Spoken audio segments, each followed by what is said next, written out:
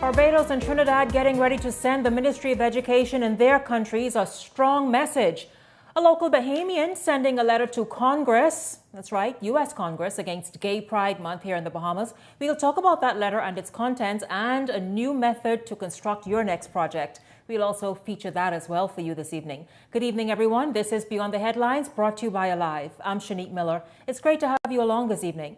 The opposition against the LGBTQ agenda is growing. Pointedly, the opposition against transgender education and what many people feel is an attack on kids. The move to protect children has now reached major retail stores in the United States. Target, for example, who began selling special clothing for toddlers and babies showing gay pride and those transitioning. Well, protesters affected the retail giant to the tune of more than $9 billion in just 1 week. Here in the Caribbean, the issue of transgender education is now on our doorsteps. In countries like Barbados and Trinidad, the Ministry of Education in the last week met with educators, according to reports reaching us, to inform them of a modified curriculum, one that would apply to child-friendly schools. Yes, that's the term adopted to describe schools in those countries right now, child-friendly schools. Well, the question here is, were the schools in those countries before now not child-friendly? Well, those who are monitoring the new education policy presented to educators in Barbados and Trinidad say the 10-point plan is a crafty way to usher in transgender education and an attempt to strip parents of their parental rights, as is now the practice in certain U.S. states. So June, as you know, is Pride Month. And what's even more interesting now for citizens of the Caribbean is the scheduled visit to the Bahamas of United States Vice President Kamala Harris on June 8th. Harris is expected to meet with CARICOM heads here to discuss a wide range of regional issues, including climate change, economic and security prosperity. Many are already asking, what else will she discuss, given her recent visits to countries in Africa and meetings she's held with leaders there? Advocate groups in the Caribbean and countries across the Caribbean have been mounting their anti-campaigns across the region. Fred Corbin of Barbados sent out a voice note over the weekend that went viral, talking about the Ministry of Education in his country and the new policy there. He joins us. Also joining us this evening is Umar Abdullah of Trinidad. Both men are building a regional push against what they call an assault on our children. Good evening to both of you, gentlemen. Welcome to Beyond the Headlines. It's great to have you join us from Trinidad and Barbados. Thank you so much for joining me on tonight's show. Good. Thanks for having us. Good evening, Lady Shanique. How are you? I am great, thank you. Thank you so much for asking. Again, thank you both. Fred, I want to jump right in. You and, of course, Mr. Abdullah. Fred, your voice note speaking out against the Ministry of Education in Barbados and an expanded curriculum that was just introduced went viral over the weekend. And you know, Beyond the Headlines had to run to try and get with you because we wanted to, first of all, find out about this new curriculum, what were teachers told, and also, of course, to speak with you. You call it an assault on the parents and parental rights in Barbados, among other things. What was the move by the Ministry of Education in Barbados that has so many parents and others in Barbados uneasy? Well, thank you very much for that question. And it's a very pertinent question with regard to uneasy, because uneasy is an understatement. This goes way beyond uneasy. This is to the point where Barbadian parents are hopping mad. Simply because there was absolutely no consultation following the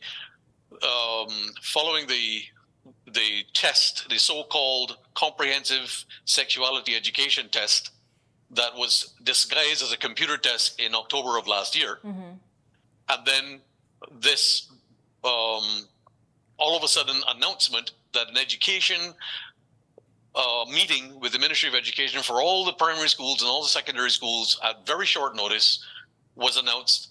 School was dismissed for 3 straight days on separate for separate districts and so on.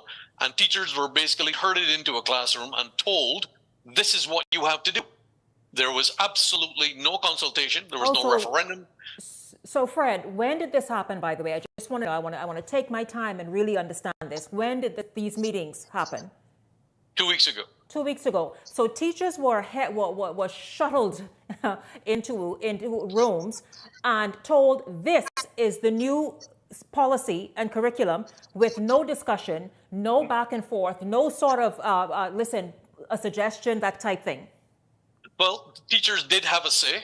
Teachers did have the ability to ask questions and find out, okay, so what do we do here, and so on and so forth. But it was already pretty much established that here was the curriculum, here was how we're going to do it, and you guys get with the program, and any questions you have will be worked out later. There was no consultation with parents. Not one single parent was included. Not a single student was included. Not one single referendum. Not a single page of documentation was issued other than notice to gather at the Ministry of Health, the Ministry of Education, and everybody was caught by surprise, simply because they had already formulated the bill. They knew exactly what they were doing with regard to the bill. The bill was already in Parliament. It was already past the initiation stage where it would be debated, and this was just doing the legwork to fill in the blanks that the Ministry of Education required and to jump through the last remaining hoops in order to create a coup against the teachers and parents of this country. And I'm sorry, that is completely unacceptable. Absolutely it is, especially for something so urgent and important and something so critical. We see the global pushback. We see what's happening. We see the disturbances it's creating. We're going to talk about some of the poignant areas of that plan in a minute. But I want to ask Mr. Abdullah, something similar happened in Trinidad as well, sir. Yes. Greetings once again to all the viewers. In Trinidad and Tobago, we've had those specific meetings between the Ministry of Education and the teachers. We've also was alerted to a meeting that was held for the police officers, engaging them in a discussion to, to address people by their pronouns. Hold on, wait, Mr. Abdullah, the pronoun situation, the pronoun conversation happened in Trinidad and Tobago as well? Yes. Yes, it did. I was actually contacted by a police officer who was part of that session, and she was very, very upset about the conversation that they had in that particular meeting. We've had information where the teachers has been already drafting this child-friendly school scenario, where a number of schools within the high-risk communities in Trinidad and Tobago have been selected to be part of this initiative. Now, why are you selecting schools within these type of areas? Because, the home structure in these areas are not as stable as you would find in so targeting people who are already vulnerable. Wow. Yes, yes. So you're tackling the vulnerable amongst our citizens, and very, very subtle. You see, there's a number of initiatives entering the school system. Like, for instance, and the other day in a school in central Trinidad, there was a questionnaire that was distributed amongst the students to answer. And one of those questions was, it was a secondary school, and one of those questions was, would you make a decision or a choice without your parents' guidance or without your parents' permission? That was what raised the red flag for us.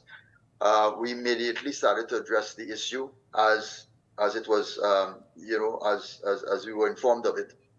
And also, there's a particular school in deep South Trinidad where, upon the opening, a primary school I'm talking about, there were boys and girls were separated, and the boys had a conversation with their teachers, and one of the boys went home and asked his mother, what is ejaculation? Now, the word that he used was not ejaculation.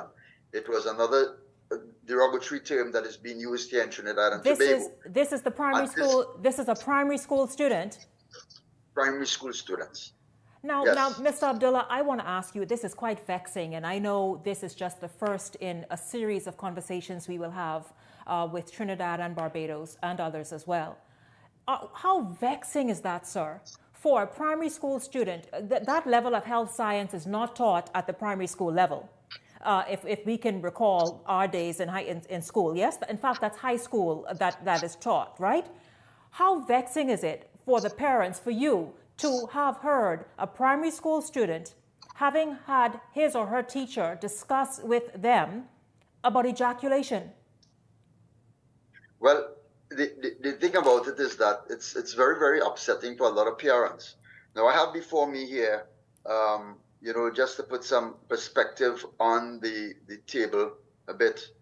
There's a textbook, all right, a workbook that found its way on a primary school book list for standard 2 children. All right, and one of the topics on that workbook was sexuality. All right, and I'm just going to read some of it here for you all.